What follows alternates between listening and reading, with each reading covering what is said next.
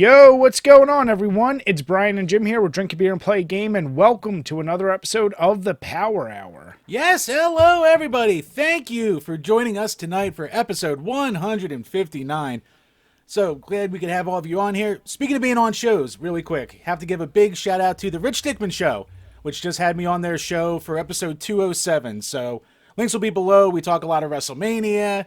We go over some hypotheticals, talk about everyday life, and garlic bread and how to say crayons. So it was a good time hanging out with all those guys, so definitely go make sure to check it out. But speaking of guests and shows that we were on, we have some returning guests to the podcast tonight. So in the past, we both appeared on their show, and they appeared on ours separately. But tonight we decided to group them up together. So we have Alex the SNES Drunk and Trav the NES Friend. Together, they are the powerhouse podcast known as Drunk Friend. Boys, how you doing? Oh, yeah, Doing we're the mega powers of podcasting. Oh, yeah, you talking WrestleMania. Gotta bust out the Randy Savage. Very careful. Sorry, I just went straight into Macho Man there. I couldn't help it. Wait a minute. That was so good. You should have done that the whole episode. Yeah. But you mentioned garlic bread and crayons. Would you go to Olive Garden the other day or something? Where'd you fucking go to Olive Garden? Apparently they've had a long-running thing about like what's the proper way to say crayon. So that turned into a whole thing that had to be said that night. I like the way you said it there. It was a crayon, a little on there. Yeah, it's Jim, you fully pronounce it, which is weird because you just completely disassociated yourself from anything Philly. So in Philly, you just say crown. Oh, crown. That's what a king wears. Yeah, crown. In the Midwest, it's more like crayon, like C-R-A-N. Yeah, I've heard crayon, yeah. But no, hoity-toities like Jim say crayon. Crayon. Look, Brian, I'm just better. So, and oddly enough, why is that the only thing I enunciate properly? Everything else is just mush-mouth mumbled garbage. But what's the issue with garlic bread? I'm confused as well. It was basically the thing of he was making a dinner and he had not planned for garlic bread, and the wife brought home garlic bread, and that turned into a thing. So, normal marital bliss, as we all know. I love garlic bread. Yeah, it's I always wouldn't a good complain about free compliment. garlic bread. Yeah. But then again, if you're a man with plans set in place and timing, and it takes an extra half hour, now the food's cold, I don't know. I can see an argument. Jim, you've never cooked a meal in your life, so shut the hell up. You got a point. I haven't cooked a meal in about 4.5 years since my kid got born. But anyway, guys, thank you for coming on. I hope you guys are doing well. But before we jump into the episode, where can they find you? Where do you want them to subscribe? And plug away everything, please. Get started, Alex. Come on. What's this long list of stuff? SNESDrunk.com. God damn it. That's it. That's all I got. All right. You can go to SNESDrunk.com. You can go to PolymediaNetwork.com. We got a whole bevy of podcasts over there. People listen to this like podcast, apparently. So I mean, you can always find more there. You can go there. I got a few, and then NES Friend. That's on YouTube. It's kind of like SNES Drunk, but a little bit more weird, a little bit weirder, older games. And a voice like mine, not like Alex's, so it's just a little bit different. And then Drunk Friend is one of those podcasts, and Alex and I do that together. It's great. It comes out sometimes every week, sometimes not. You can check that out over there, too. So plug it away. And yeah, we just had, what is his name? Dak Prescott? No, that's not the guy. Dak Croach is his name. As a guest on our podcast. The episode posts on Friday the 15th. And he is the, what's his official title? Is it the communications director of MagFest? Yeah. So we get to pick his brain about like what that's like, and all the goodness that comes from basically being at MagFest all day, every day, the entire event, and what he does the rest of the year. Yeah, great guest. Good guy to listen to. Good talker. Good talker. I mean, obviously he's a marketing guy, so he's. He sounds all smart, so it's fun to hear him speak. He thinks he's but better. It was good. I mean, he is. And for I want his job. I want his job. He sounds like he has a fun job. He's like, I just think about MagFest all year, and then we have a MagFest. I'm like, that sounds amazing. That's a pretty solid job right there. And yeah, it's not bad. I can't wait to actually hear the episode because I'm very curious to see his take on how things have been for the past 2 years. Yeah, I mean. Do you guys MagFest? Do you fest some mags? We wanted to. We actually were talking to Petey Puff and all about trying to come down and meet up. But Brian came down with a nice case of COVID, and I had to scare myself. So we're like, I guess we're not making this trip. Yeah, well, it went off pretty well, all said. You'll hear him talk about that in the episode about how they managed to keep the pandemic in check while they did the event. So pretty interesting. Nice. Now, guys, I got to ask. We can't see you, but are you drinking with us tonight? Yeah, I got some gin and tonic. Ooh. What kind of gin? This is aviation gin. The Ryan Reynolds stuff. I actually had that. I liked it a lot. Yeah, it was on sale, but it was cheap. So Perfect. But it's just gin and tonic. What about you, Trav? Boys, tonight I'm bringing it. I am double fisting water and water. I have brought 2 waters. I'm ready to roll. We will have to pee at some point. Got a hydro homie over here. Hydro homie. Keeping it real.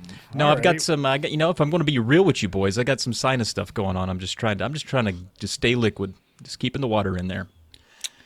Can I suggest a hot toddy for you? That can clear you right up. Sure, Or we'll do it. Or some smelling salts.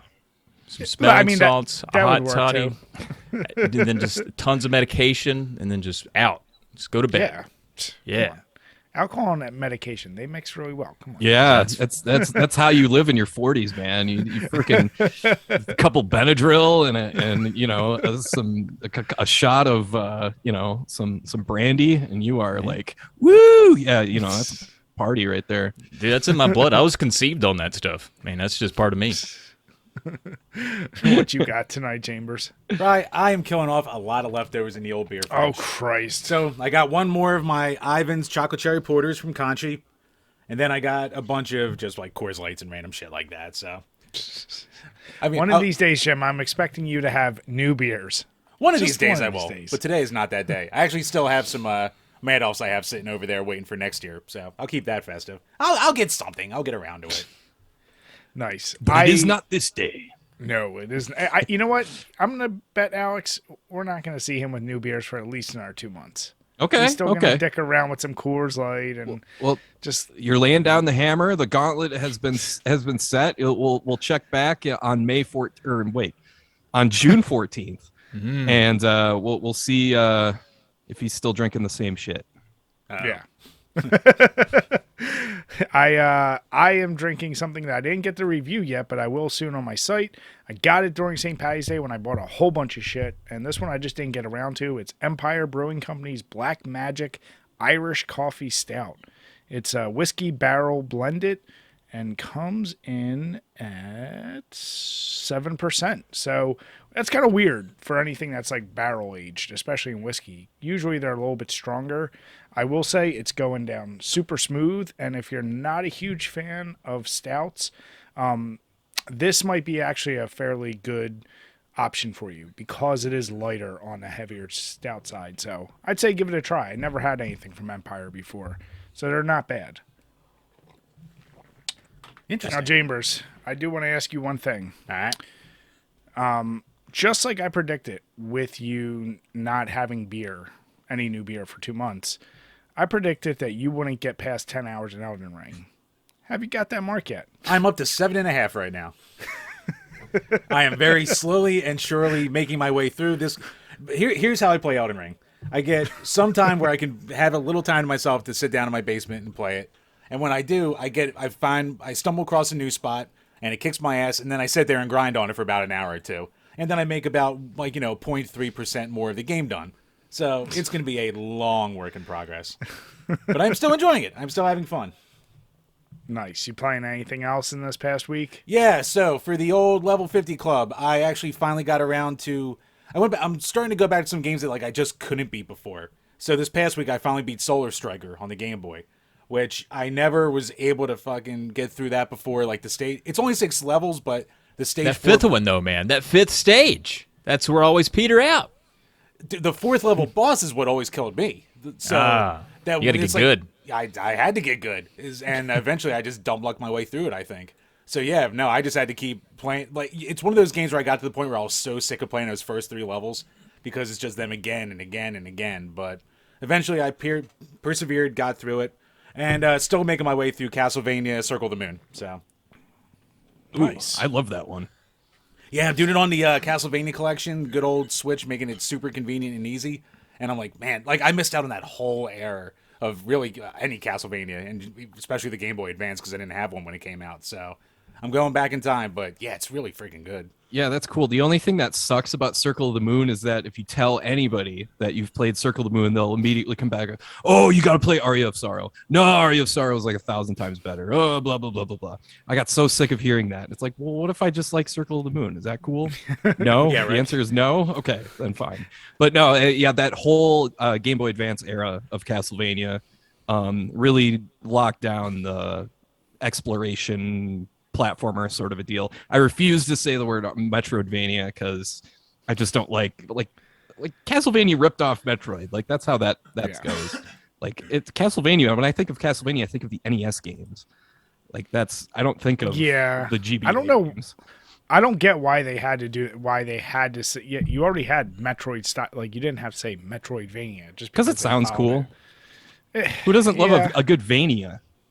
It's gated exploration. Let's get this into the vernacular. God. Well, actually, gated exploration. We don't have to keep calling it Metroidvania. That's just that's a make 'em up word. That's not a word. Yeah, it's like Valentine's Day. They only invented it for the buzzwords and the cards, and I don't know what the hell I'm talking about, but yeah. Metroidvania is just Valentine's Day, boys. We need gated exploration. We go. That's my hot take. Makes no freaking sense. So what about you boys? Alex, what have you been playing this past week? Well, I was lucky enough to get a analog pocket. So I've also been diving into the handheld stuff a lot lately. But unfortunately, for anybody that's looking for anything interesting that I might be playing, I'm mostly just playing Game Boy Golf, like one of the original like launch titles from like 1989. It's fun. It's a good toilet game. I play that a lot. I also play a ton of what's that game called? Roland's. I forget if it's Roland's Quest or Roland's. It's Roland's Curse. It's one of those things where you don't remember the name of the game because you've been grinding away at it for like an hour, not even an hour at a time, like 15 minutes at a time, for 15 minutes, like which adds up to like not even an hour a week. It's just like, what the hell is this game again? Oh yeah, it's this like top-down adventure sort of a deal. Roland's Quest 2 is what I have. And I've got a bunch of Lynx games. I broke down and bought a lot of Atari Lynx cartridges, so I'm expecting those to come in. It's games like Blue Lightning, which is like an Afterburner type game, but for Atari Lynx. It's actually kind of cool. It's not as dumb as it sounds, but it's definitely not a waste of money, trust me. But there's also games like what else is on the Lynx? There's Chips Challenge on the way. Chips Challenge. I don't think I got that one. Unfortunately, I got gotta get Chips Challenge, dude. That's the best one. I got this game called Battle Wheels. And it's actually really impressive. It has like it's a first person like Twisted Metal style combat, demolition derby, and you just drive around, you like run people over. It's got a little bit of road rash in it where you hit people with your car and people go flying. It's like, holy crap, this is a handheld game made in like the 80s. Like this is crazy. Dude, that's awesome. So yeah, it's a pretty fun game. There's that, and then there's a couple other ones that are like walk around and explore type platformers, Metroidvanias, so to speak, for the Atari Lynx exploration, Lynxvania. But it's just lots of handheld stuff. I love this little thing. They charge way too much for it. I'm not gonna. So I feel kind of like I need to justify the price, which is like $220. What every analog owner has to do. Yeah, basically, I think it's $220. But the thing is that it plays. It's not an emulation box. It actually makes use of the cartridge, which I'm a big fan of. And I already had a whole ton of what do I got right over here to my left? Got Mario Golf, Mario Tennis for Game Boy Advance, and those games are made by Camelot. So those are more like RPGs. So you really got to sit down and get used to those. So if I'm going to do that, and when I play those, it's got to be on like a really nice screen with comfortable controls. That sort of stuff. I don't need some shitty GBA backlight. Yeah. I'd rather have the analog screen for games like that, especially long games like Golden Sun where nobody ever shuts the hell up. They just keep talking. Ask someone, what time it is, and they tell you how to build a clock tower. One of those games. So yeah, that's what I'm playing. Those games are a lot of fun. I can't wait to get more into Game Boy, Link's, Game Gear, all that, because it plays all that stuff. I swear I don't work for analog, but that stuff it's really fun to find it, to explore in those libraries. Tell me you're not taking that Cadillac game system of yours on the toilet with you. Tell me at least popping the cartridge out before you go. I do have the GBA. I have a little shelf. I have shelves in there, right next door to the throne, and I've got a GBA, like my old GBA, and it stays in there. Yeah, nobody touches that, and it gets disinfected. Do you actually have like the original Atari Lynx? No, I have no experience with the Lynx, hardly at all. Other than just hearing about it from people and YouTube videos and stuff like that. Dude, that's one system I'm sure if we asked enough, but I still haven't met anyone who actually owned one or even had a friend. Like every other handheld, I'd be like, yeah, I knew somebody who had this or that. That's one system I've never heard anyone be like, oh yeah, I knew somebody who had that. I'm dying to know, how does it actually play? From a first-hand experience, not just watching somebody play it on YouTube. I'd love to know. Yeah, that's a good question. I don't know either. But would you recommend the Analog Pocket? So far, so good. Yeah, the screen is so mint. It's so cool to see these games, especially for Game Boy Advance, because that thing is so bleary and it's it's got that cross-fading effect between frames, so everything looks kind of bleary all the time.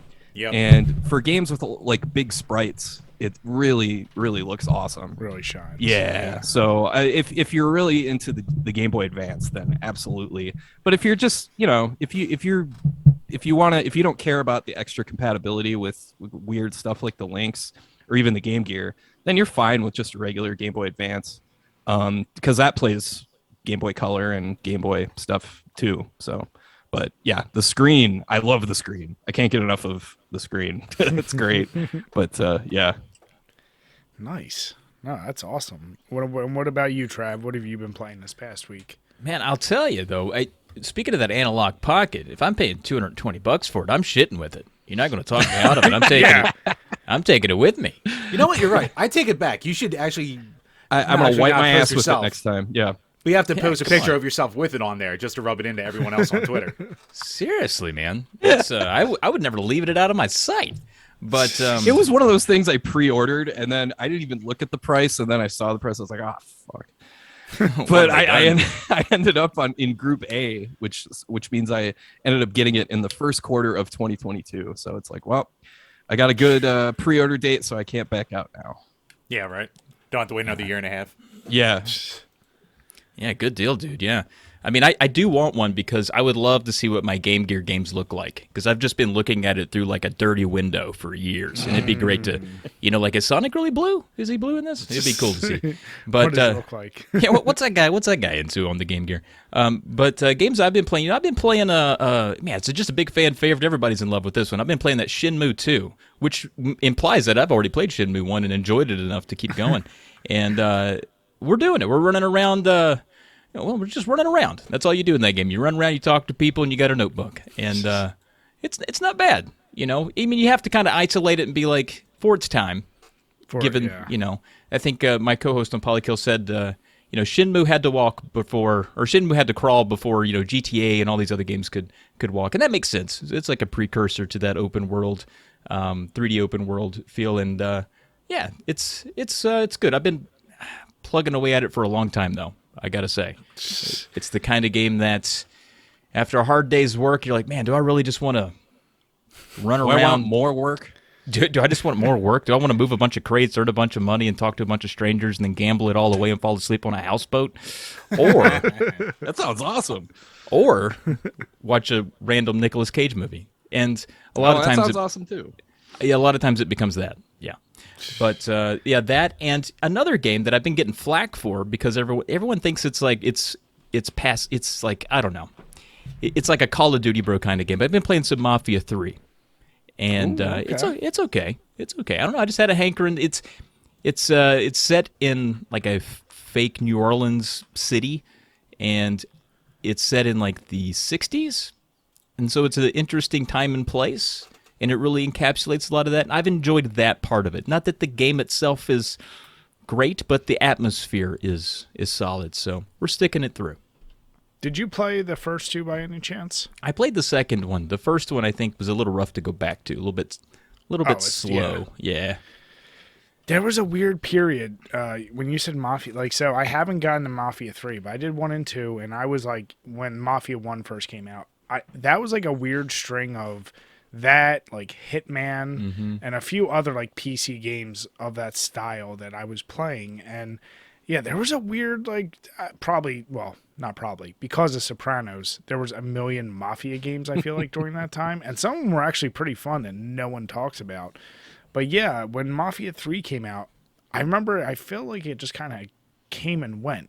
And I'm curious to see what you think once you finish it, because, you know, I always tend to hear like, it's fine, but it didn't blow anyone away. Oh yeah, the gameplay itself is painfully repetitive. I mean, it's you know how like Ubisoft is kind of known for their recipe of like, get to the tower, liberate a stronghold, rinse, repeat for an entire map. It's like that, but less interesting. And I like the Ubisoft formula. I love Far Cry, but this is less. This is that just really kind of dumbed down.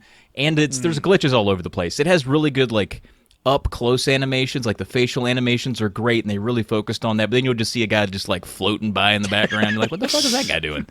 Are there ghosts in this game? So there's some of that you got to overlook.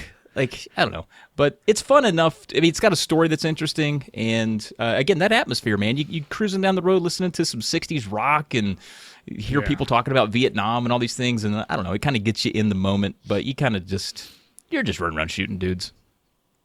That's one of those period piece games, I'll call it. Like, if I do watch certain movies, so if I were to watch like a good like Vietnam movie or something at that time, that would make me want to go back and play that game just to like play something in that period. So I do appreciate, like, you know, there's a time and place for those, and I do want to get around to it, but it's one of those like, I'll get to it when I can. So yeah, I mean, I don't know if I would really recommend it unless, like you said, you just watched, you know, I don't know. I was trying to think of a Vietnam movie, Platoon, and you're just super into that, you know, wanting to go back and try that out. Soundtrack, yeah. Turn it on for a couple hours, get it out of your system, move on with your life. That's what I would say. So I can say, when talking about repetitive gameplay, and I'll reserve some of my comments because it is a Patreon request for us. Somebody's asked us to review the Burger King video games that were in 2006. I believe. Yep. And I just played and beat Sneak King, where your main objective is to go around and sneak food to people and deliver it to them. And it is 4 levels, each with 20 missions. And every single time you deliver food, he does a dance that lasts about 7 seconds, and you cannot skip it. And it's the same dance every goddamn time. So it is... I mean, not that I expect anything from a Burger King game, but it's awful. And it made me become even more of an alcoholic. But oddly enough, it did make me want some Burger King. So I guess it kind of worked. I don't know. I mean, does Burger King even deliver? Is this false advertisement? Oh, it's false advertising. That goddamn, those commercials for a while there with the King. And that don't happen anymore. No, this is pre-Uber Eats. They were looking into the future. That's what they were doing.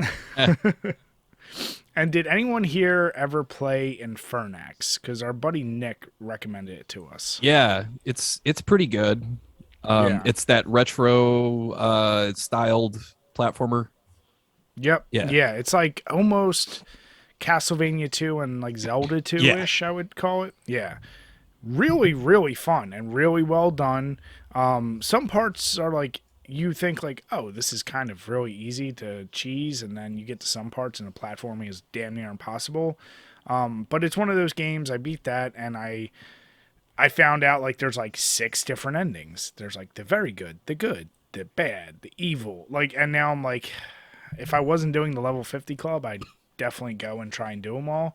But I do like that because that's an easy way to get replayability because you do see extra bosses and extra endings. So it's a fun little game. It's on Game Pass, so it was a no-brainer for me to try. But yeah, that's pretty much been what's taken up my time this past week. I haven't had a lot of time otherwise. So I would highly, highly recommend it. Because like I said, our buddy Nick said that was a good game. And, you know, I really, especially if you like Castlevania 2 or Zelda 2, I'd say try it out. Hell yeah. Cool. So before we move on, Brian, I actually have a little bone to pick with each of our guests tonight. Uh-oh. So I figure now would be the perfect time to do it. So first, Trav, I need to know, how the hell do you plan out your reviews for your page? Because you hit this little niche about like 2-3 months ago where you just went through all these random shmups on the NES that like no one talks about or cares about, and they're all like $5 or less. So like Air Fortress and King's Court and shit like that. I don't know how you came. Did you just like randomly be like, oh, I want to do a bunch of shooters that are really cheap and no one cares, which is right up my alley. So like every week I saw a new video and I was running out to the game store. I was like, this motherfucker just raped my wallet. What the hell? That's me. I know about your wallet, and then I go pick the game. No, I just do it randomly. I have an app, and I just hit random, and it's like, hey, I guess you're doing this now, and then I go do that one. It's like, it's kind of nice, because then I don't really have to think about it. It's like when you're listening to the radio, you know, Bon Jovi might come on, and you're like, damn, I don't want to listen to this, but then you can't change it, so you're just, now you're singing it. You're like, well, I guess I'll just sing along with it. It's kind of like that. Like, if I had the agency to just pick all the games I wanted, I would just, all the good games would be gone right now. We'd be wading through shit. There would be no good ones left. It would just be Legend of Zelda every week. You'd find a Legend of Zelda every week. I'm like, we're going to do the second quest, and then we're going to go back and do the first quest again, but we're going to pretend it's the third quest. Yeah, it wouldn't be any fun. So I do it randomly. It keeps me, I don't know, on my heels, so to speak, and only randomly games that I own, because I do play my actual cartridges, so it's another way for me to, I'm collecting these damn things. I might as well play them, so it's a good way for me to give them attention and not feel like I'm completely wasting all of my money on plastic. I know that feeling all too well. Yeah, to Jim's point, if you look at the last 3 months of NES Friend videos, we're going from American Gladiators to solid. Silent Service to so good. Board games on the NES Part 1. Oh, fuck yeah, that's so good. That's a good one. We have yet to see subsequent parts. We've got Defender 2. We've got Hammer and Harry. We've got Untouchables. And then we got like Star Tropics. Good. You know, so we're all, I don't think you could possibly get more random than that. That's like listening to Garth Brooks and then putting on some Cannibal Corpse. And then, it's like all over the place, man. Cannibal Brooks, could you imagine? Isn't that what Chris Gaines was supposed to be? Oh, that would have been amazing. Yeah, that's just the way that it's rolling. I don't know, I kind of like it. It keeps it fresh. And sometimes, if a scary game pops up, I'm like, ooh, that's a good spooker. I'll shove it back. I'll put it on the spreadsheet for October. I do take some control over it. I don't let the randomness control me completely. But that explains why I get into the weeds that I get into. You'd be surprised how many people make that same comment. They're like, what the fuck are you doing with your channel, dude? What are you doing with your time? You just reviewed all of the game show games? Like, no one wants to see that. I'm like, well, I thought it was fun. What are you doing?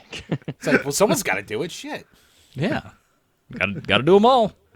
And now, Alex, I have to talk to you about this blatant disrespect you did in the last episode of Drunk Friend to your friend and mine, Christian Ponder, when you were bringing up random sports names.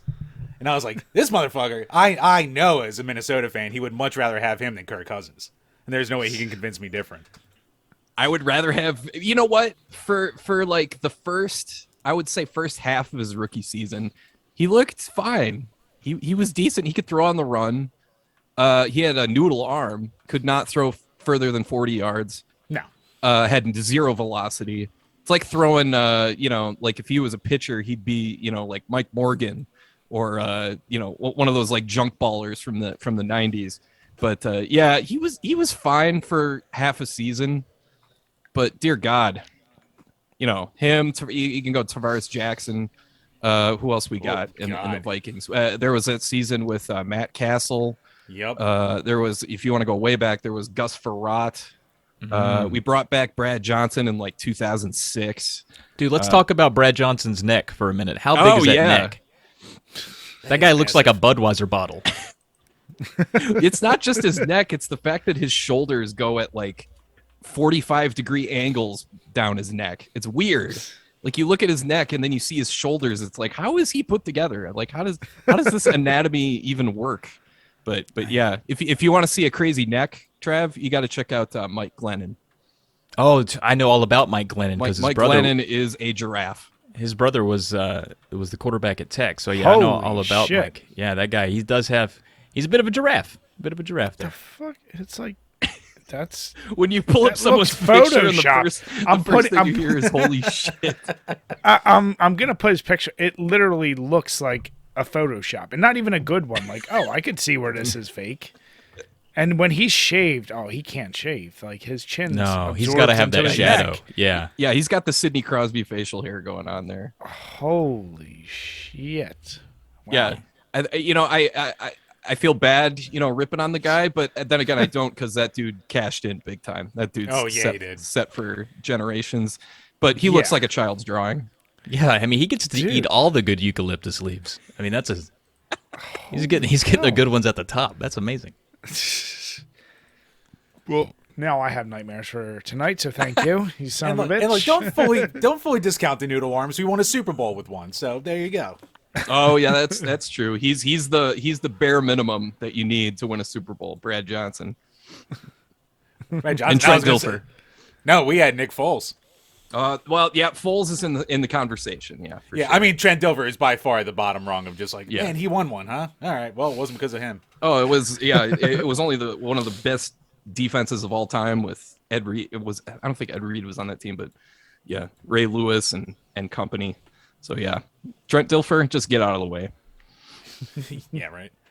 But yeah, that's what do you call it? And actually, speaking of like beating video games and setting goals for yourself, so the Polykill, like all you guys in the Discord, like every week, what is it, Trav? You put up a list of like all the games people beat, and I see this like massive fucking list. I'm like, how the hell these people how do they do this? Holy shit! I don't know myself. I mean, as the guy that's running the podcast, you'd think that maybe I'd have some clout in the game beat game, but I sure don't. These people are insane. So there's always a Polykiller and a runner-up every week on the show, and some people will beat like 12 to 15 games, and one of them will be like Elden Ring, and another one will be like Dark Souls 3, and it's like, do you guys have fucking jobs? And I mean, I have to take their word for it most of the time. There's no like, I don't know why you would take the time to lie about it for podcast points or whatever, so I gotta trust them. I mean, who knows? They are posting, end game screens though. Yeah. I know, yeah, most of the time. So yeah, it's not like they're what would be the benefit of putting up it's like, oh, I'm going to pull up a long play on YouTube and then go full screen and take a picture at the end. You got to be in a really bad place in your life to be doing I know. That. Yeah. like, yay, I'm the Polykiller. Like, dude, good job.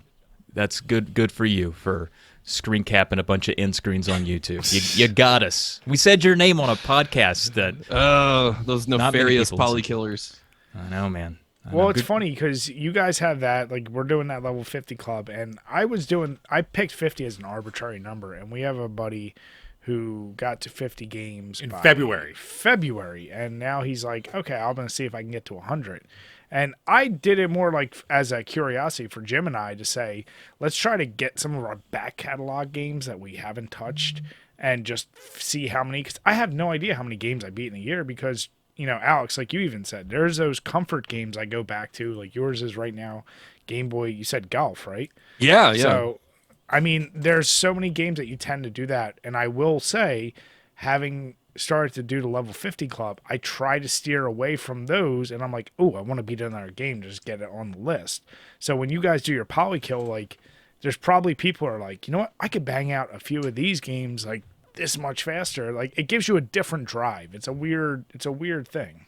Yeah, it's interesting. I mean, that's the kind of the point of the podcast is just to, pillage the backlog and knock out some of the ones that have been festering for a long time, which is why I shy away from evergreen games. You'll never catch me playing anything. I mean, I'm enticed by things like Stardew Valley and even like Animal Crossing, because I have these strong curiosities about these games and they look like they're kind of up my alley. But I also know they're so up my alley, I would never play another game again. So that's another part of it. But 50, I mean, I think 50 is definitely doable. I average probably like 70, 75 a year, and I have a kid and 13 podcasts. So, I mean, you could do 50 for sure. I mean, depending on their lengths. Oh, yeah. Yeah.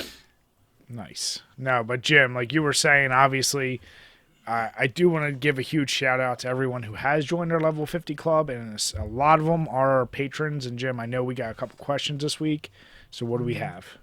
Well, Brian, patreon.com/DrinkABeerandPlayAGame, where for as little as $2 a month, you can answer a question that we'll answer on each and every single one of these Power Hour podcasts. So actually, just one Patreon question this week. I guess changing our schedule threw people off or something like that. They don't like us anymore. Jim, are you sure you counted all the ones? Oh, I am refreshing like a motherfucker. Okay, just making sure. So, I know. Now 4 will come in by the time we're about to sign off. But from Phony Montana, more thoughts and expectations for Shredder's Revenge and the Cowabunga Collection, John. Thank you for the Philly slang. We'll let Alex and Trav go first. Oh my God, it's as excited for a game as I can remember being. Shredder's Revenge. It looks so freaking good. The fact that it's going to have, hopefully, I don't know if it's officially announced, if it's going to have like online multiplayer. I think that kind of goes without saying at this point for, a title like this, like a beat 'em up. But man, oh man, it looks so good. Especially, hopefully Casey Jones becomes a playable character. They've already got April and Splinter, as April walloping people with a giant microphone is pretty funny. But the music, the visuals, the level design, that Ninja Turtles color palette just like jumps off the screen. It's like unmistakable. So I'm so excited for that game. I cannot freaking wait.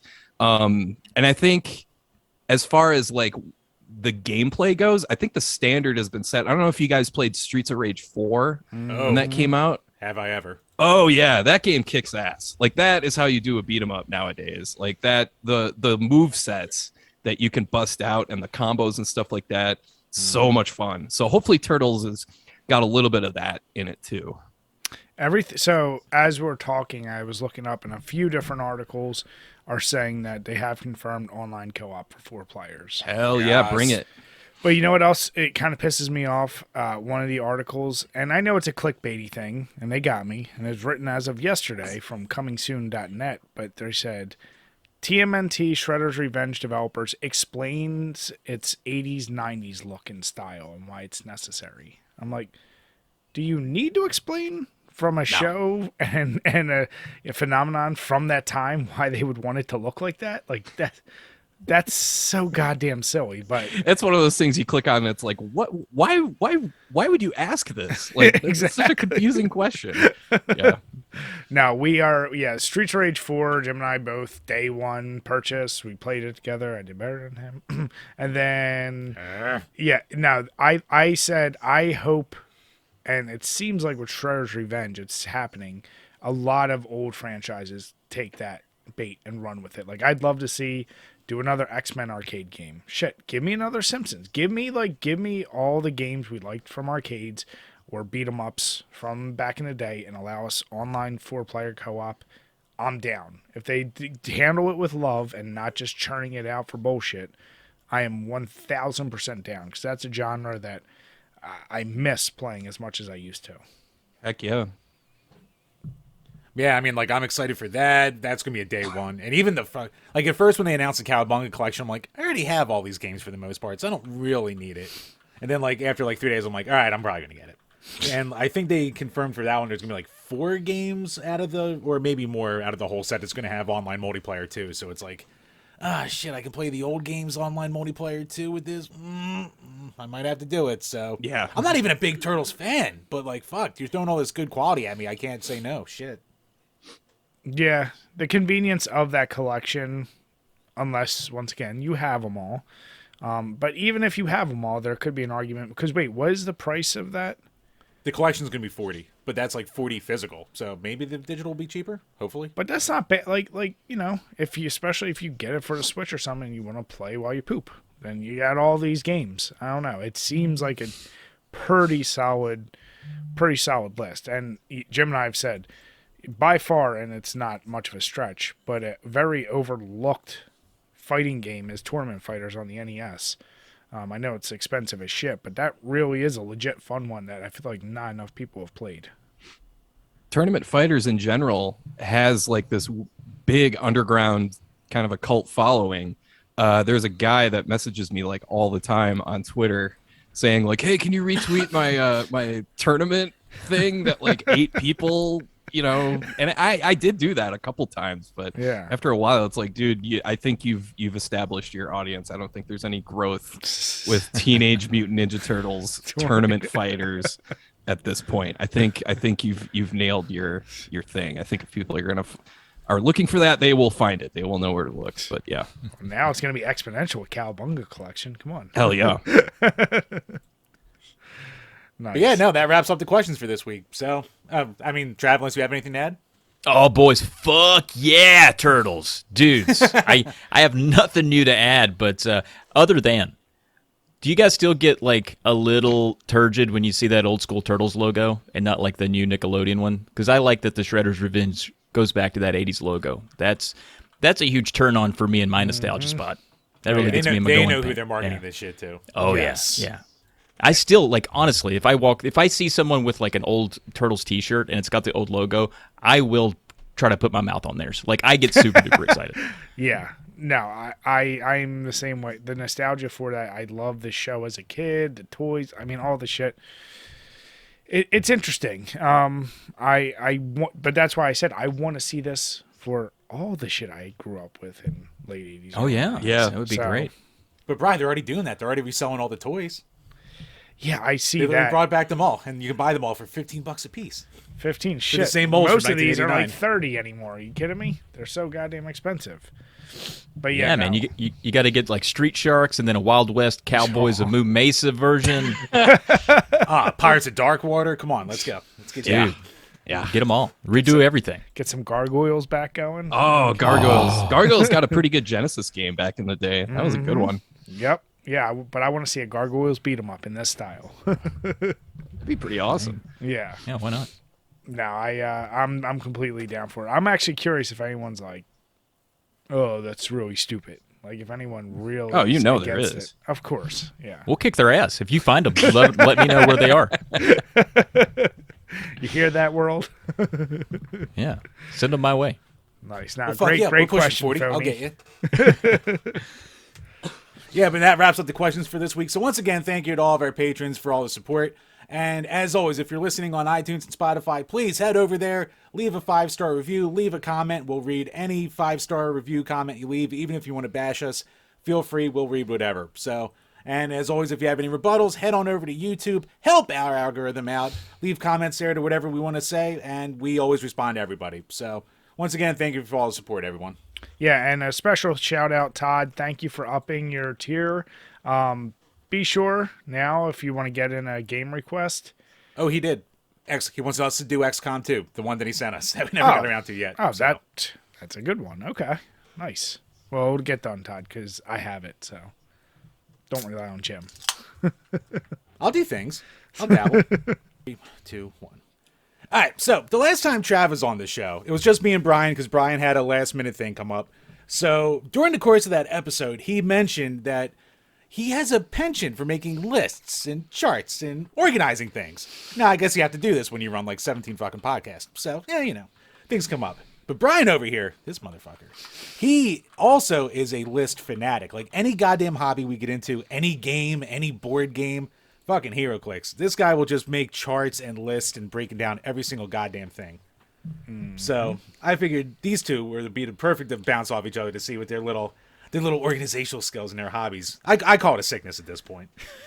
Dude, the spreadsheets are where it's at. I got spreadsheets in the bed sheets. I'm all about it. And seriously, Google Sheets is the best thing that ever happened to me. Just a little bit of spreadsheeting on the go. Are you fucking kidding me right now? That's amazing. I don't need another app on my phone other than Google Sheets. It's the best thing ever. And so, yeah, I mean, the Polyco podcast is basically just a spreadsheet in podcast form. That's what that podcast is. It's just going down lists and beating games. That's all. We make it fun, but that's all that is. And then I also collect games. Can you imagine how many spreadsheets I have for the amount of games that I have? It's insane. I got the same spreadsheets, but just a little bit different because I just was bored. You know what I mean? Like it is a sickness. But to that point, I got something to share with you, Brian. Yes. We're sports fans. We're some sports bros, and that NCAA 14. I mean, RIP NCAA football games. They're going to come back eventually. We don't know if they'll be good or bad, but that NCAA 14 has run some rotations in my old 360, and it might be the only game that's been in there for about 10 years. And so you get in that dynasty mode. You got to. What else are you going to do? We're dynastying it up, and I like to pick the bad team. I started out with Miami of Ohio. If there are any Red Hawks fans out there, I'm sorry, but your team was shit back in 2013 technically. We started off with them, and we're doing season after season, recruiting season after season. And I don't like the way that the game doesn't track your full schedule season after season. Sometimes I like to look back and be like, how did I do against such and such team? When we went over to Central Michigan a couple years ago, how'd that turn out? I can't remember. Because I got, we're going back this year. I want to know what, if I got to get revenge. Is this a revenge game in Central Michigan? So I started charting all that. So I would have the whole schedule and the wins and the losses, where I was ranked, and all these things. And I carried that over for, 15 years of dynasties. And so you can go back and it's like flipping through MLBreference.com, man. Or I guess technically NFL Reference or whatever football reference website you want to talk about. And boy, we've got all the charts. You can go back and see who I beat when they were ranked, where they were, what division we were in, what bowl we went to. And I shared that in the Discord today, and it was kind of like telling someone I had a booger collection. Like it felt uncomfortable to unveil this piece of me that I was like, man, I've been obsessing over this one spreadsheet for years. Yeah, because I'll take a break from the game, come back to it. And so, but they might have just been humoring me, but some folks took some rounds on that spreadsheet and were asking questions like, whoa, look at this, and what happened here? It was very, very cool to see folks get real excited about my weird spreadsheets. And it got me so jazzed, I went back after work today, fired her back up. It'd been about a year and a half, and playing a game right now. We're actually at halftime. I'm up 14-7 in the ACC championship. So I got places to be, boys, if we could just wrap this up. I highly respect and love that. As a fellow tracker of information, as Jim said, and I have two examples that would make me feel the same as you, like you said, sharing the information. So one's not as impressive. It's not Google Sheets. I used to try to keep it on Sheets, but I just found using an app, it was easier. But does anyone here have a rough idea, if you were trying to guess, how many movies you think you've seen in your life? I do remember there was 1 year, this was like 2009, 2010, I think. I decided I'm going to watch a movie every day for as many days. And I got up to over 250. So I've seen at least 250. I didn't chart anything. I did jot some notes down on a few of them just so I wouldn't forget. But I mean, I went all over the place from Hitchcock to Best Picture winners to every Sly movie to every Arnold movie to Van Damme to Dolph Lundgren to Kung Fu movies from the 70s and stuff like that. If I had to guess, I'd say probably 1,500 movies. Okay. I've seen 913 because I have. You have a number. See, I figured you would. And Chambers? Got to get that letterbox account, dude. It's everything. Yeah. God. I mean, probably at least 800 to 1,000, something like that. But I've never put that much thought into it. I'm fanatical about shit like that, keeping track of whether it be workouts, games, this or that, and movies. Right now, I'm at 2,220. Holy shit! Wow, that's awesome. And the thing is, I'm the same mentality of Polykill and all these other things. I generally don't rewatch a movie. Like I'm like I right, want to yeah. see something. Now, granted, I have my top favorites that every year, like I'm gonna watch Rocky. Every year I'm gonna watch certain movies. Like there's some nostalgia I have for some movies that of course I'm gonna rewatch. But for the most part, I do the same thing like with video games. I try is like if I've played it, all right, I need to try something new. So like that's a list. It gets that like factor of like holy shit. Like you think about that, but then again, I'm not a huge although I watch a couple good shows, I don't watch much TV outside of that. So like, and I don't even watch that much TV. But you hear that number, you go, God damn, he must watch movies all the time. And honestly. No wonder you can't beat any games, man. You're watching movies all day. At best, I probably see guaranteed one new movie a week. At best, maybe two. Like that's where I'm at right now. So that list isn't going to grow exponentially. But that's one of my lists I keep track of. But the other one, and Trav, this is just like you. You had a super niche like video game keeping track of shit. When I was a kid, my one cousin showed me he created a fantasy wrestling league in an old school binder, and you write down all the wrestlers' names and think of like franchise modes that are in like current like WWE games now that like you can run them through.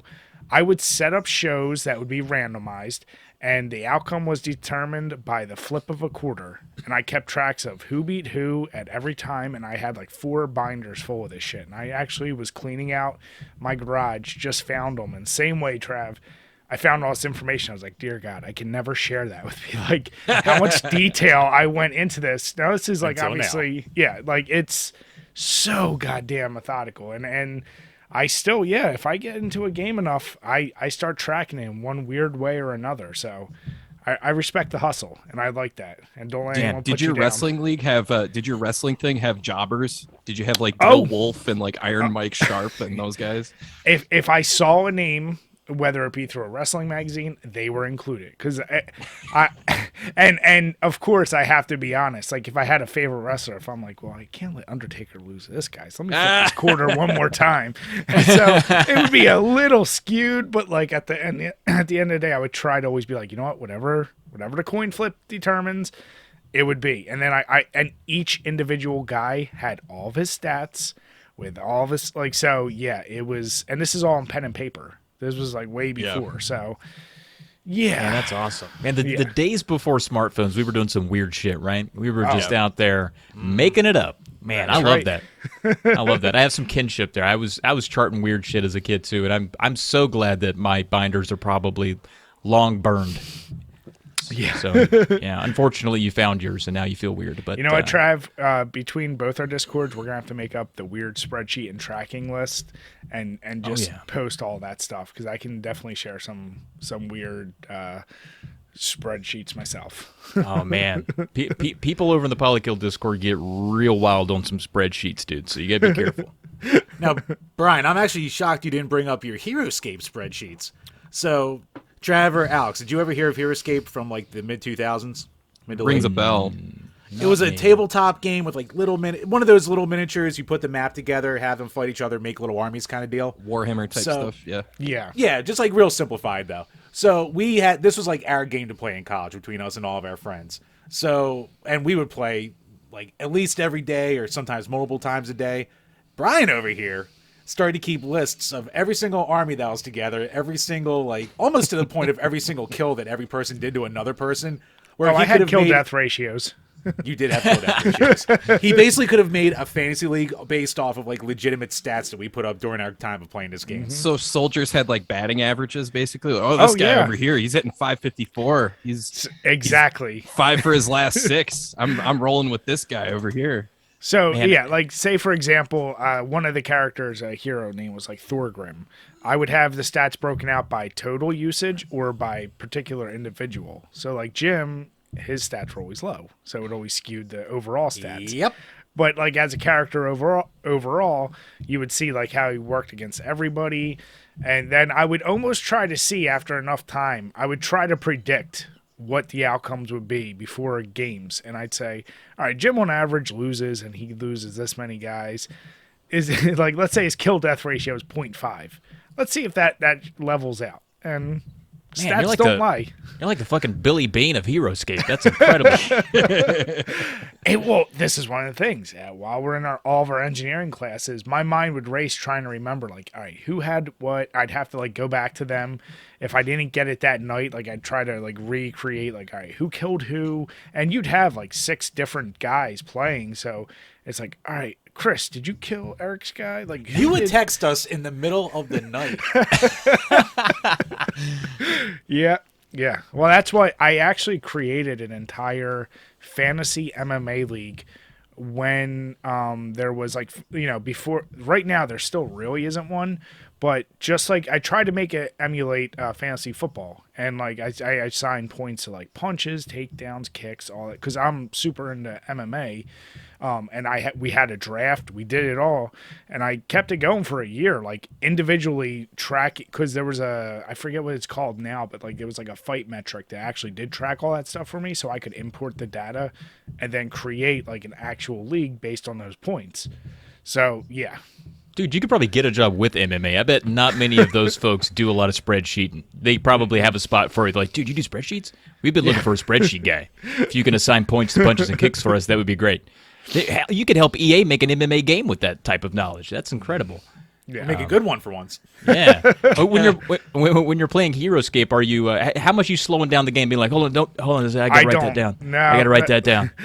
Hold on, Brian's got to write it down. Everybody, don't move for a second. He's writing some stuff down. He's assigning numbers to punches. Here's the beauty. I would, like, during HeroScape, I got to the point once I started keeping the spreadsheet, because then, just like you, Trav, like, once I shared it with the guys, at first, like, God damn it. But then they'd actually be like, oh, let me see what my KD is or my win ratio. Right. They always come knocking on those spreadsheets after they put them down, don't they? Every single time. So I started keeping a little book as we're playing. I'm like, all right, let me just make sure I remember Jim died like this, da.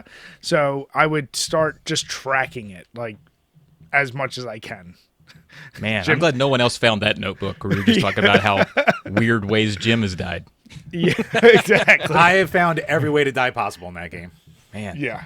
And Jim gets hit by a bus and his family finds your notebook and they're like, oh, shit, I think Brian did this.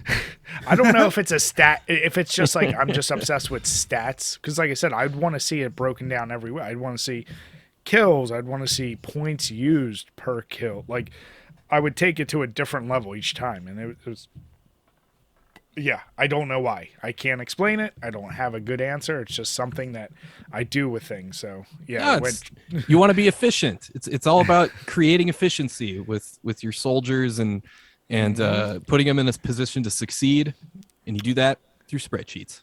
And you know what, Alex? I was always ridiculed because they're like, just put out your good guy. I said no, because if I do, there's a chance he dies. Let me put out my weak shit. They might actually do damage.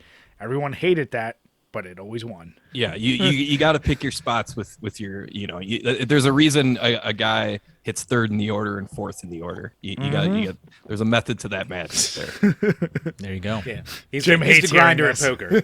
He'll sit there all fucking night to save $5, but I'll win. He won't go for that glory all in. But That's Jim awesome. will win. No comment. I will not answer. No, but Trav, yeah, I like I said, I truly appreciate the grind on your side. Kindred spirits, my dude. Hey, if anybody starts to punk you over your spreadsheets, you let me know. We'll kick their ass together. That's right. Join forces. Them and anyone who doesn't like turtles. That's right.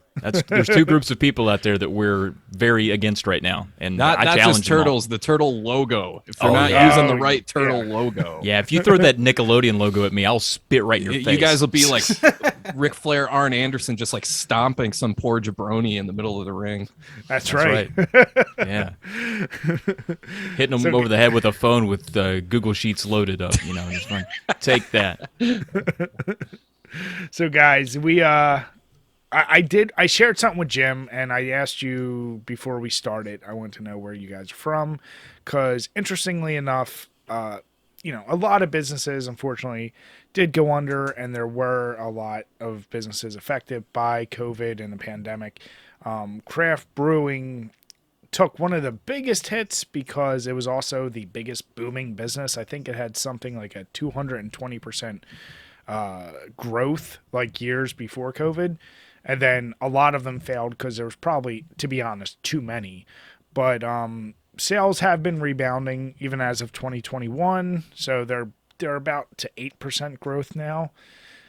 And it's interesting because they released a map of the top 50 brewing companies in the U.S. And I'm very happy to see as number one, good old Yingling from PA is still holding the title, which makes, I'm sure, plenty of people in California mad, but suck it.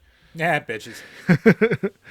But Alex, I guess starting with you from your native Minnesota, I wanted to see if you knew any of these places because I don't know them, but I was curious. Well, it's not true. I do know two of them, but I want to see if you know Summit Brewing from St. Paul. Summit is regularly available. Yeah, it's okay. It's fine.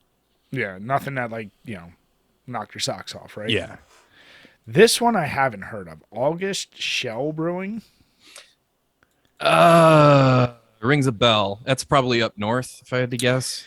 So that is New Ulm. Where the hell is New Ulm again? I'm looking at the map right now, it actually looks like almost southwest. Oh, okay. So it's over by like Wilmer. Yeah, nobody goes over there. And then 39, I've heard of them, but I've never tried anything. It was Surly Brewing. Oh, Surly's the greatest. Yeah. They have that's if I had to pick the best brewery in anywhere, it's Surly. It's so they have a beer at their tap room called Schadenfreude. It is maybe my all-time favorite beer. It's so good on tap. It's excellent. If you ever get a chance to go to their tap room by any weird circumstance you find yourself in, Brooklyn Park, Minnesota, it's hit up Surly. They have such good stuff, and it's not like cheap. I mean, it's in terms of throwing together like, just throw some hops on top of that and cover up this this might be like 9 point whatever percent. No, everything is super smooth. Everything is easy to drink. I love Surly. I bother our we have a liquor store down here called Jubilation here in Albuquerque, and I bother them every time I'm in there. You guys gonna get Surly? Surly? And they're beer nerds. They know who they are. Yeah. So they're like, no, not yet. They're not in the Southwest yet. Sorry. I'm just like, damn it. But yeah. Now I really want to try that. Yeah, it's if you ever get the chance, don't pass it up. They're awesome. Now let me ask you, Alex, as bonus points, do you know what Schadenfreude actually translates to? Yeah, it's used all the time in sports because it's like taking pleasure in the suffering of others. Yes, exactly. Yeah, so it's when the Green Bay Packers get their asses kicked on the playoffs again. That's Schadenfreude. That's what I live for. All I have. Nice. Or when you see the team that was behind the Minnesota Wild struggling for the middle of the aughts, moving to a different city with the exact same setup and the same results. Do you enjoy seeing that? Huh? You son of a bitch, bringing that up the other day? Norm Green sucks. That's all I'm going to say. Norm Green. Fuck Norm Green. Minnesota people know. They know. Now, I will say, Trav, I do apologize. Virginia did not make the list. Oh, God damn it. But I will say, so some of the names on here are more obvious, and it's funny because they're still considered craft. But you got like Boston Beer Company, which is Sam Adams. You got Sierra Nevada, Bells. Jim, I'm sure you hate number 9. Good old Stone Brewing. Yeah. And then you have like Deschutes and stuff. It's an interesting list. But like I said, I'm just glad to see, hey, they are on the bounce back. It was just like I said, it was interesting to see who tops. As long as Yingling keeps topping and PA stays in number 1, I'm okay with that. Now, Trav, who would you say, you didn't make the list, but what would you say would be like the top brewery that you've tried down there that should be on there? Oh, man. Well, there is actually one called just the plain ass the Virginia Beer Company.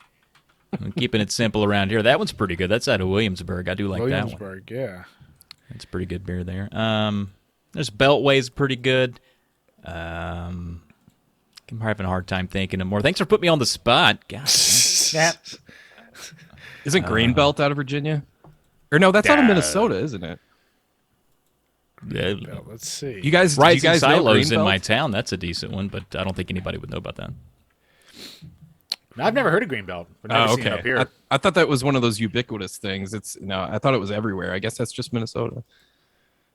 That's just someone that's not very good at karate. But no, like I said, I don't know if you guys had a chance to look at it. It's interesting. California, just I think still due to sheer size, is still on the list. I was amazed that we got 2 out of Hawaii. One being Kona, which I feel like most people know about Kona. The other one is Maui, but I've never heard of Maui, and I don't know, Alex, if where you're at now, if you guys get it there, but we sure as shit don't get it here. No, we don't get anything that exotic out here. It's a weird one, but sorry, man, no Virginia. No. Jim, any takeaways though from this list? I should mention underneath it, then it just has top 50 overall brewing, which is all macro. So you got Anheuser-Busch at 1, Molson Coors, Constellation, Heineken, yada yada yada. But yeah, Jim, any other takeaways from this? No, it's just good to see a PA boy at number 1. I mean, it was funny to see the one that owns like Victory and Southern Tier like all grouped together as one. I'm like, that's like 3 like decent sized breweries around here, all like kind of lumped into one like kind of ownership group. So, yeah, almost seems like cheating ish, but what are you gonna do? Hey, we gotta win. I mean, we're not gonna. We have to win sports something for a while. God knows it won't be the Flyers for the next 50 fucking goddamn years. Jim, Phillies could do it, maybe. The Phillies will do what they always do. They'll be hot for like the first 2 months, and then by July the season will be over. So there you go. Yeah, but Chambers, speaking of hot and interesting takes on this news that you posted here from the Saudi Crown Prince, who owns 96% of SNK, and we got to give some props because our buddy Zotz had a pretty good line about this. So Jim, why don't you let the people know? Yeah, so the headline that Kotaku used was basically along the lines of hold on a second. Let me get the exact wording down here. It says, one of the worst people in the world now owns over 96% of SNK. That's right. So he had a great line. He's like, well, that's funny because all the worst people I ever knew were the ones who owned a NeoGeo, so it fits. Because Alex, you were talking earlier about the fucking Atari Lynx and how no one knew about that. Bri, correct me if I'm wrong. You had that one friend with a NeoGeo, right? Oh, no. I wouldn't call him a friend. He was the one no one liked. He was the worst person who pooed his pants in school. So he owned the NeoGeo and would lord it over people. Like, you have the Super NES? And he's like, look at the graphics on this or something. But no one liked him because he was a little shit. So, yeah. Literally.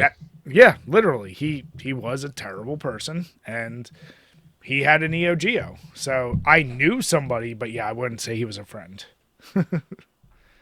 Interesting. So yeah, what do you call it? So yeah, apparently a Saudi prince, they own a video game group basically over there, which they're trying to pass off as the excuse of we're trying to like diversify our economy because, it's Saudi Arabia. Everything over there is basically, well, it funnels through oil.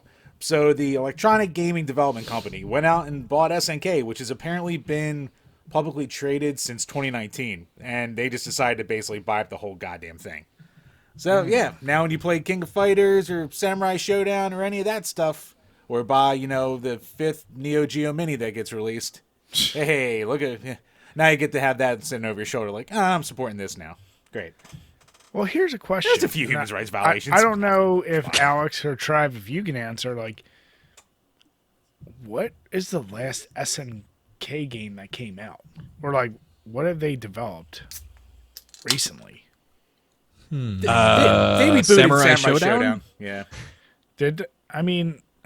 One came out like 2 years ago, and I think King of Fighters just came out a few months ago. Like King of Fighters. Yeah, 15 they're or still 16. cranking out King of Fighters. They still are? I can remember getting 13 on Steam like way back in this was like 8 years ago, I think.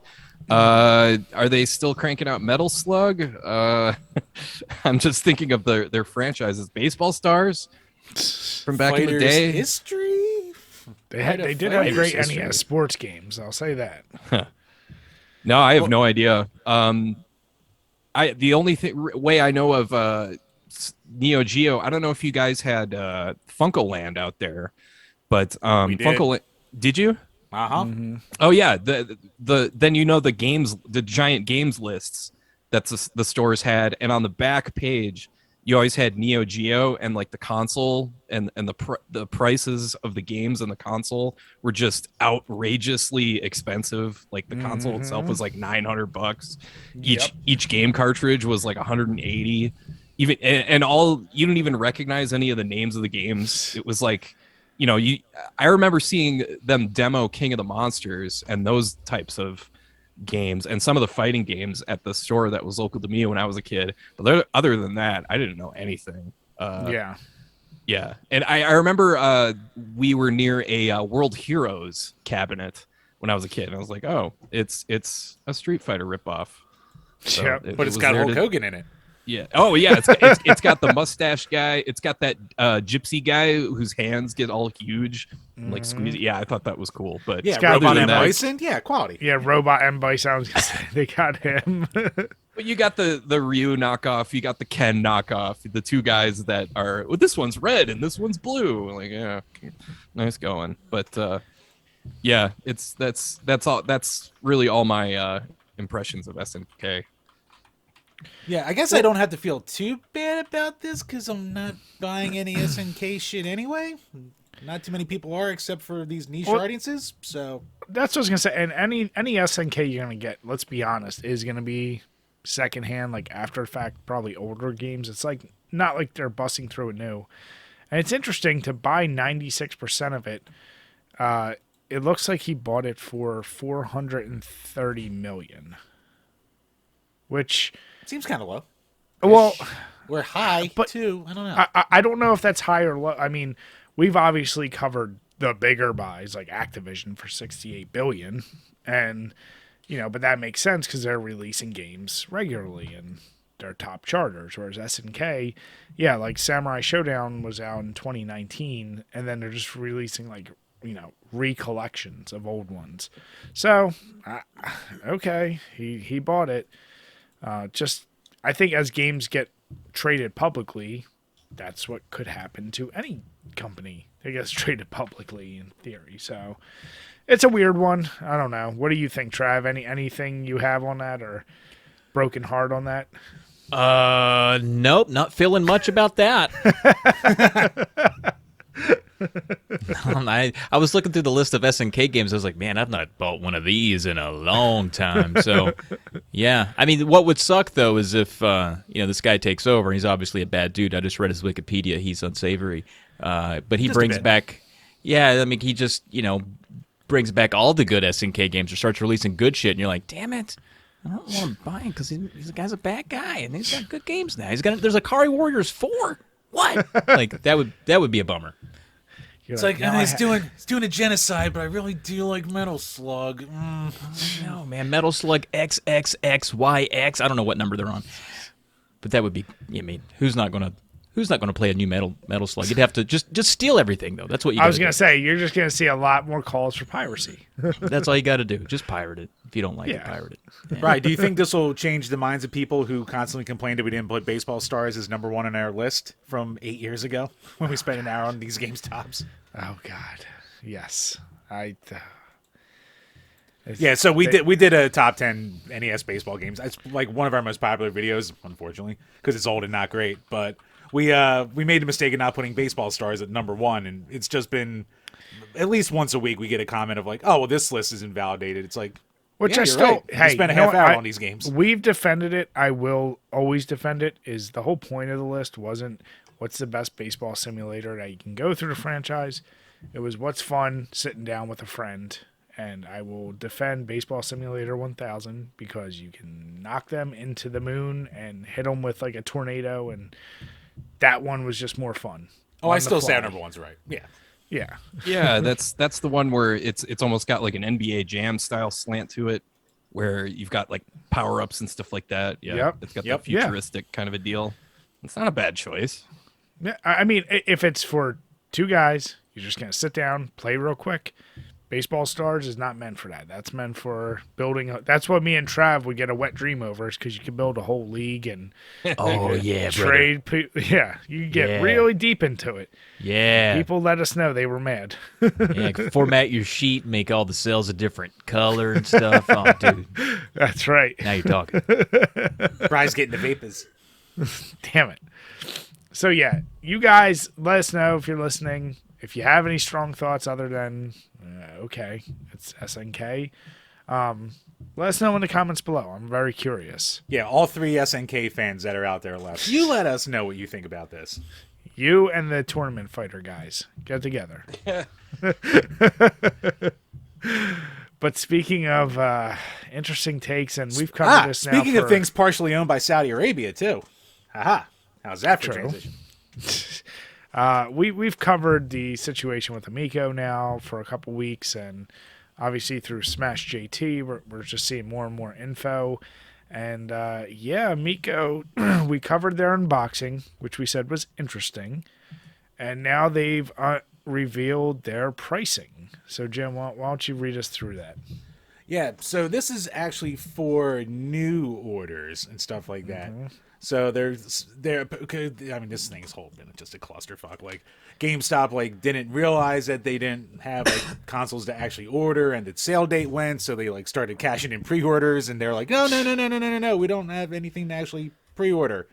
So that's the whole thing. So they say they're gonna honor the $300 price point from the pre-orders on GameStop, but if you want to buy a new one at this point, you can spend $290 for a console with 1 controller, or $340 for a console with 2 controllers, either in Galaxy Purple or Vintage Wood Grain. Apparently black and white's no longer an option. And they're once again saying that, for existing orders, your order will not be altered, price remains the same. Once again, blaming COVID for their 5 years of delays at this point. And also, I mean, they're basically charging more than a Switch now for the Amico. Are you serious? What was the price? $290 for 1 controller. Oh my God! God. And $340 if you want to get that beefy second controller that everyone's clamoring for. Because you got to play Moon Patrol with a friend. You can't do that yourself. And we covered, how many games does that come with? What is it, 10?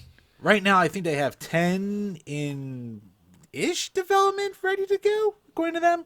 Apparently, 6 are coming. 6 are coming out with the console when you buy it. So okay, so 6. Okay. Oh, that's a disaster. Fast forward to 10 years from now, and we've got people on YouTube being like, "What was the Amico? What was this thing? What were the games on it? Nobody's gonna buy that thing."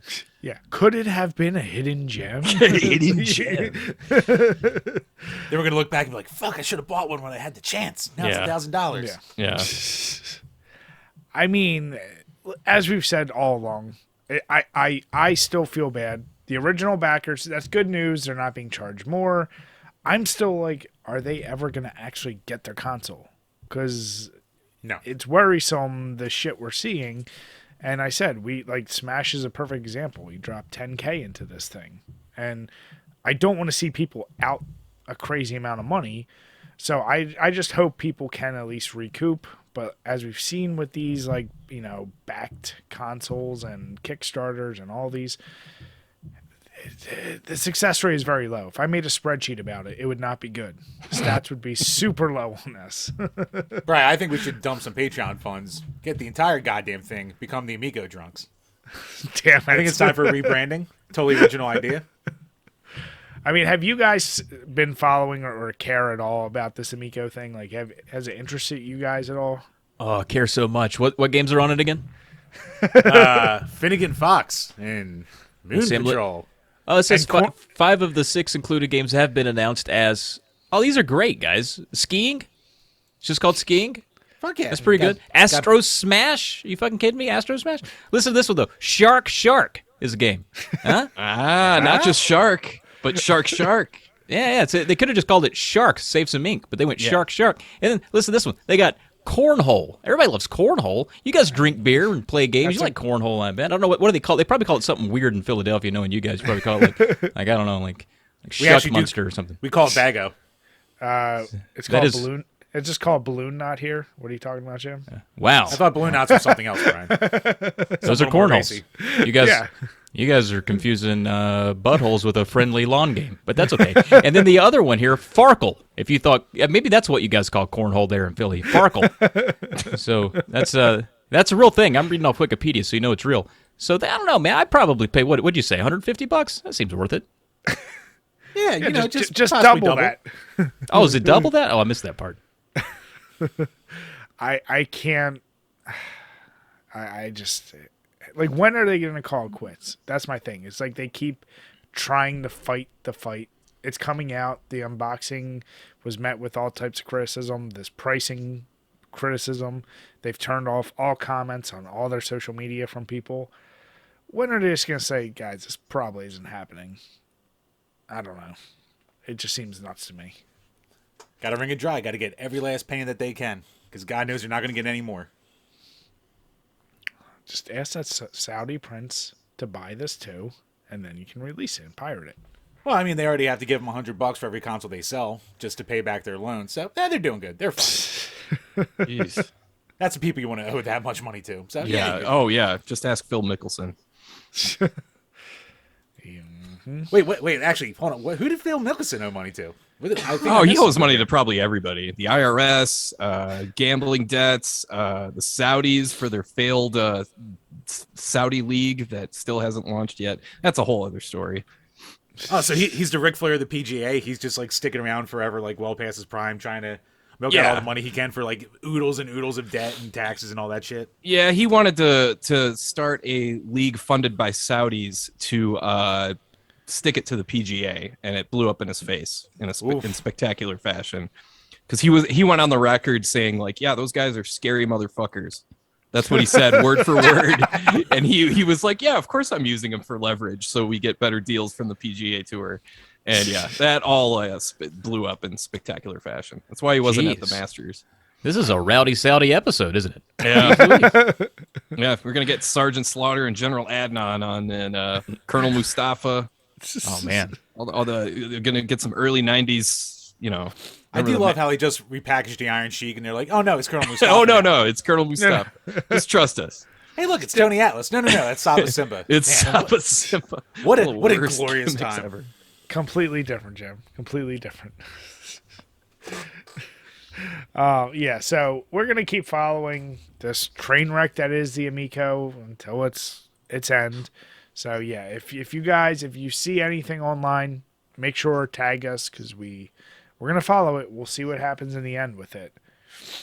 But I have one final bit here, and I specifically put this for this group, knowing what type of gamers we got.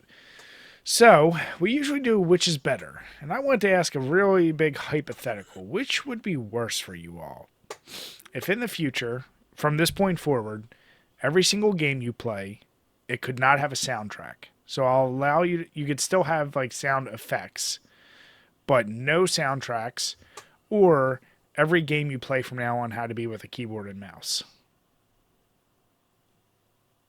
So whoever's willing to go first, I'm curious. What What be was that worse? last part? You cut out for a sec. That if every game you play from this point forward has to be with a keyboard and mouse. Oh.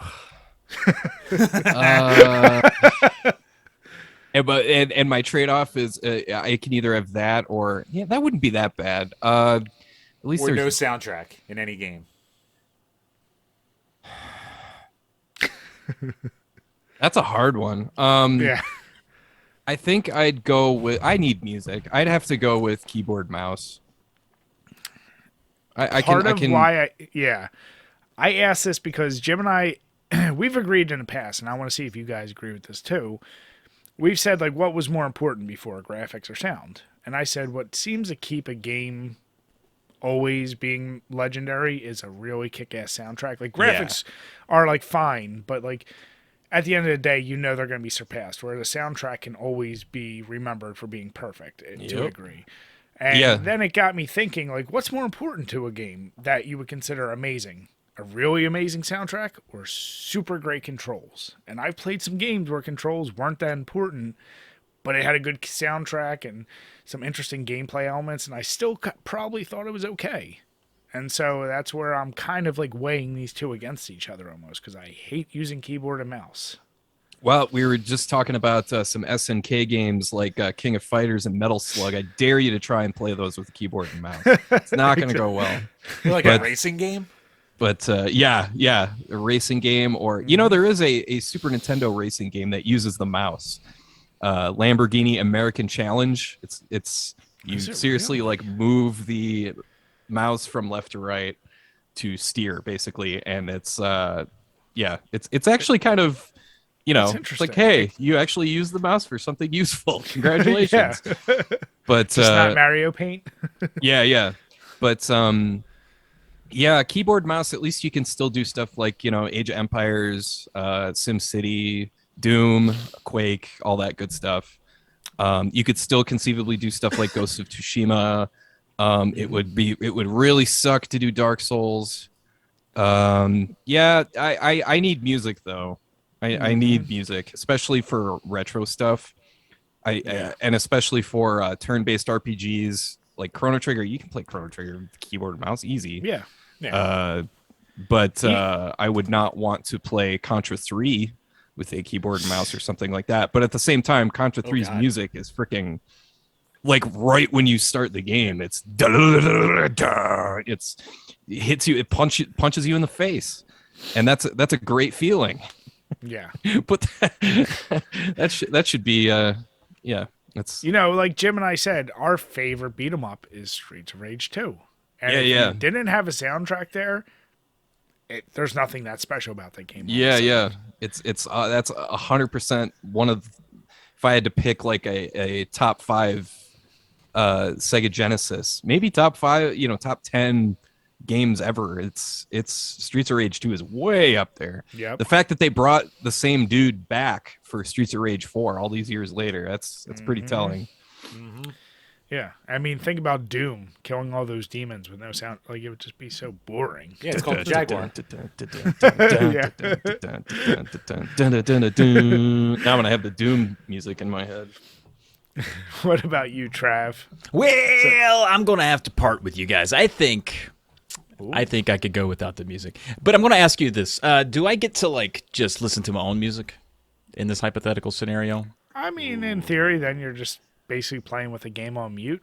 Yeah. You could, yeah. Because I do that a lot anyway. I'll just, like, listen to a book if it's a game that I'm not too worried about. But, yeah, you can't, like, try to game the system and be like, I'll look up the soundtrack to the game and try to, Yeah, but if I'm playing Doom, I'll listen to just, like, Cannibal Corpse, and then we'll be, like, 1 for 1. It'd be pretty good.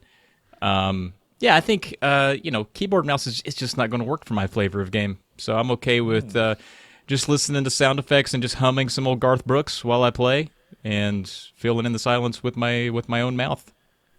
Nice. You know how it is. Yeah. Friends do a little thunder places, rolls. Friends in Low Places. Those are the only 2 Garth Brooks songs that come to mind.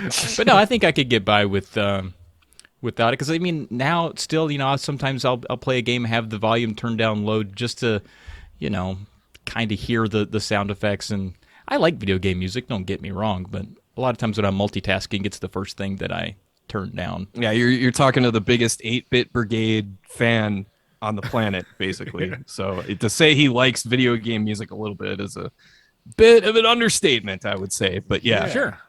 Sure. Well, that's what shocks me, because I feel like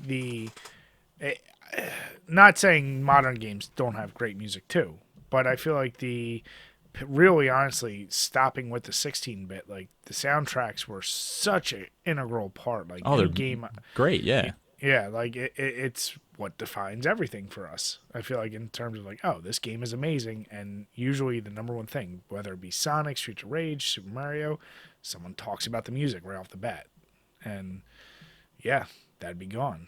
Yeah, so, Jim, I mean, I guess if you got to listen to your own music, you just have a different pairing of music. I mean, you could still listen to what you liked. You just miss out on the orchestral, specifically composed tracks for that game, which would suck, but it's not like, you can't hear anything. That would, if it were like you can't hear shit while you play a game, or you have to play with mouse and keyboard, then I might go with mouse and keyboard at that point. I still have to have my ears stimulated somehow. I gotcha. What about you, Chambers? I think Trav might have converted me. Because when I saw this there, I was like, oh, music. I gotta have fucking music. Like, I can make whatever with a mouse and keyboard work. But I really don't like mouse and keyboard for the most part. Like, unless it's like an RTS. And like, if you asked me before I got the Switch, and I spent a lot of my gaming time just sitting on the couch with that while my wife watched whatever the fuck on TV, and I just had to switch volume all the way low, it's like, I never really missed out that much on the music and the sound effects. Like, I make do. Or I just, make my own noises in my head and shit like that. Where, like, if I didn't have control that I just can't get behind, I don't know, it makes it even for a miserable time. Now, I do like my share of weird games with good soundtracks. So, you take that away, then you're left with nothing. But, I don't know, I think he makes a good argument. Like, if I can still play the game and enjoy myself playing it, that's probably what's most important in the end. So, I might have to go with, what do you call it? Wait, what? Hold on, I got myself lost now. Travis, so, which is worse? Yeah. Yeah, so you think it would be worse to It'll be go worse with keyboard and mouse. Yeah, it'll be worse to go with keyboard and mouse straight up. Yeah, and another reason why I got this is because I actually just played a beat 'em up with keyboard and mouse recently, and it wasn't a fun experience. Like, I got through it once I figured out how to like remap the keys to where it didn't kill my hands to do it. I did not enjoy doing it, but it was like, okay, you can do that. Which one? It's actually something that it's called Open Bore, and they make games for the Dreamcast, but they make like Evil Dead, Resident Evil beat 'em ups. Huh. But they use the Streets of Rage 2 engine. It's a really interesting system, and they have like any fan thought thing, but they use like unique sprites from every game and sometimes like special ones. But it's like I said, it's like Streets of Rage 2 with Evil Dead. So it was an interesting game, but it was only on keyboard and mouse. I was like, this is gonna be fucking terrible. And then once I like got used to it, I was like, I don't like it, but I can live with it. And it had some interesting music, so that also kind of was like, the music's kind of making it more interesting as I'm getting used to this. So while certain games would be almost unplayable, yeah, like I don't know, man. Part of the experience, you take the audio out of it. There's only so many times I can listen to my own playlist playing a game, so I want that unique part of the whole experience of a game. Like, imagine like I said, going back to Streets of Rage 2. If you had started that game and never had heard that soundtrack and didn't know it exists, you'd be like, okay, it's a beat 'em up. It's nothing that special. So yeah, I feel like for a full experience, might not be fun with control, but I don't know. I might have to stick with keyboard and mouse and keep that awesome music out there. I mean, Guitar Hero would fucking suck, though. Man, whoo! What are we even doing? I'm not saying I'd enjoy. I wouldn't. Let's put it this way: I wouldn't enjoy either one. And I have this weird thing where, I don't know if either of you guys ever went through this, but like when you're first with your girlfriend or something, and you're still on the call, but you're trying to play games with your buddies, I would literally have my phone here, have my game on mute, and somehow I did better in games like Call of Duty, Halo, or whatever, with no sound, no nothing, because it was almost like I was focusing more on the screen and not the sounds coming in. And I was able to actually do better without paying attention to the sound. But I just wasn't enjoying as much. Then I was just like mindlessly doing something like I would on like my calculator in the old day using Worm or whatever. On your calculator using the Worm. All right. So yeah, like I said, I want to throw these hypothetical. Jim knows I love throwing out hypotheticals. You got a spreadsheet for your hypotheticals? You know I do, Travis. I knew. I was going to say, he might like his hypotheticals more than his spreadsheets. That's how much he loves these. Yeah, I gotta go music. I'm gonna punt Trav's conversation or his argument here. I'm not having that. I need music. Can you imagine Listen to playing music? No, I want to listen to some music. Yanni or something. Relax. Really, your go-to, your name drop there is Yanni. Yanni. Yeah, there's some by the way- RPG music that sounds like Yanni did it.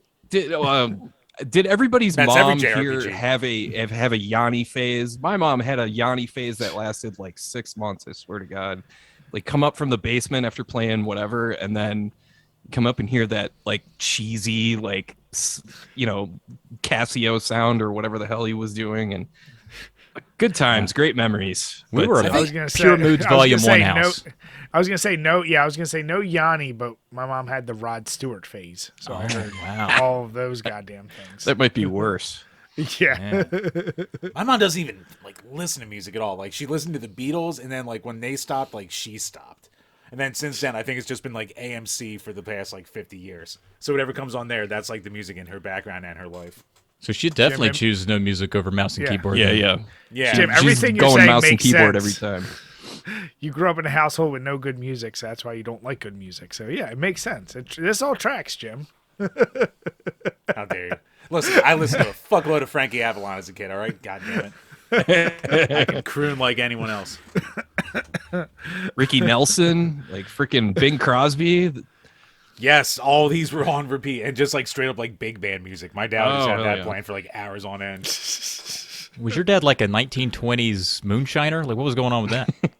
Was he in the Kind of. Mafia? He was in, I mean, he had me when he was like in his early 40s and like Philly cop. So he was very, very old school in basically every single way you can imagine. So yeah. He That's also cool. hit his musical peak in like 1954. And ever since then, like the first Beach Boys album, that was like as hard as he ever got.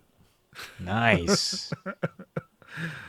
Yeah, like I said, it wasn't meant to be an easy one. Neither decision would be a good one. But Alex, I agree. It's interesting that Travis, you're going through these NES games, and I feel like the charm of so many of them is their soundtrack, and without them, they're probably going to be more subpar without having those soundtracks.